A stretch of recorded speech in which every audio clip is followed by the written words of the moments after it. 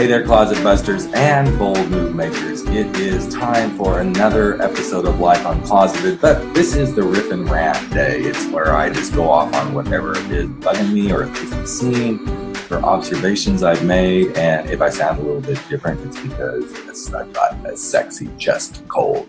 Yay. But anyway, I'm Rick Clemons, bold move expert and the host of Life Uncloseted, and man, I'm so ready to kick down the closet doors of this chest cold and get it out of the way. But it sent me to the doctor a couple of times. What I'm going to talk about is a visit I just had today. I was in an auto accident a couple of months ago, and as would happen, lots of different things happened. I'm okay. It wasn't a big accident, but it was enough to bring some interesting little symptoms to the forefront. And one of those things that has been happening, not immediately after the accident, but a couple of weeks after, was I started having this like ringing in my head.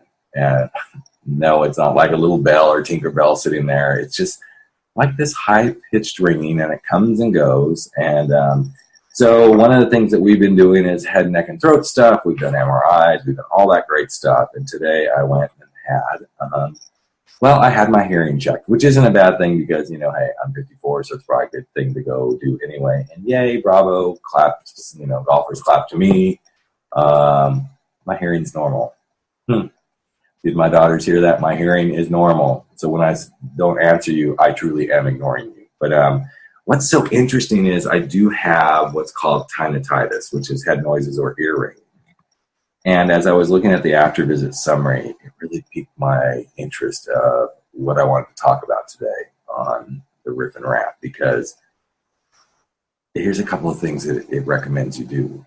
Avoid silence, get plenty of rest, avoid stress, quit smoking, already did that 7-8 years ago,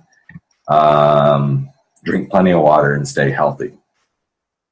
And as I looked through that list of stuff, I thought, isn't this interesting? Because actually almost every one of those steps is something I would recommend that somebody should do if they're going to really step into doing the thing they want to do, making their big, bold move, living their life uncloseted.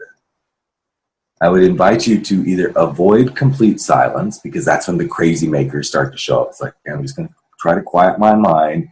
And as soon as you say, I'm going to try to quiet my mind about doing that thing I want to do, then the crazy makers are going to show up. Or you don't allow your mind to go quiet and you keep focused, you keep moving, you keep going and doing the thing you want to do to try to get where you're wanting to go. Get plenty of rest. Hey, whether you're making a bold move or you're not making a bold move, I can tell you this, that if you don't get enough rest, you're either not going to make the bold move, or you might use as an excuse for why you're not making your bold move. Oh, I don't have enough rest. I'm too tired. Get over it. Go to bed. Get some sleep. Get the right amount of rest. Because anytime you make a bold move, you got to get really honest with yourself and go, okay, being healthy, resting, avoiding stress, all that stuff is the stuff to help you make a bold move. Now, granted, making a bold move can be stressful, but when you realize part of doing the bold move is what's going to alleviate your stress, then, well, you just might be able to make it happen. Now, some are going to say, okay, drink plenty of water. Hey, I'm a huge water drinker, and here's what I know to be true. The more water I have around, when I'm trying to do something that's kind of out of my league or over the top, or I'm really doing something that's a stretch for me, as long as I'm drinking tons of water, I get to go to the bathroom more. And so, I'm kidding. Well, okay, yes, I do get to go to the bathroom more, but there's just something about being hydrated and keeping fluid in your body that really, truly can help you get through some of the toughest times that you're going through. In fact, as I looked at this list, one of the things that cropped up is I thought, why are people not doing the thing they're meant to do? And what I realized was there's a fear of honesty and there's a fear of dishonesty. And oftentimes it's because, well, we can do all these things like the ringing in the head, but that ringing in the head is like the pebble in the shoe. And when the pebble in the shoe is there saying, you need to do this, oftentimes we're either being dishonest with ourselves about we can't do it, and we may be being honest with ourselves that we can't do it too. But where I'm going with this whole part of the conversation right now is this all ties together. If you're not being honest with yourself, or if you're being dishonest with yourself, It can either impede or it can help you make your bold move. And that dishonesty and honesty can become the ringing in the ears, the ringing in the head. Because in some way you are probably fabricating what you think you're supposed to be doing. And then before you know it, whether you're being totally honest or dishonest, you may find yourself in some really dark places that you need to come out of. But think about that. If you're in a dark space, then what is it you're going to do in the world? Probably not a whole lot. And what I know to be true, and as I've really kind of leaned into this whole ringing in my head, because it's true. If I get someplace where there's noises going on and everything, I don't notice it because my ears are listening to other stuff.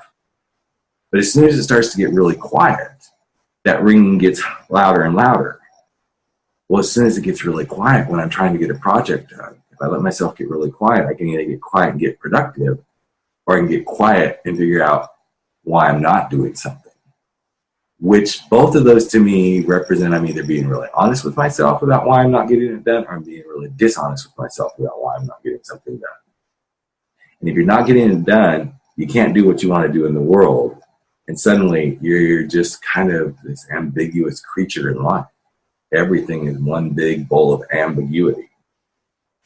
But here's what I'd like to encourage you to think about is if you want to relieve the ringing in your ears and you want to move out of that thing that's like that little pebble in the shoe, you want to avoid the stress and get plenty of rest so you can do that thing you're going to do.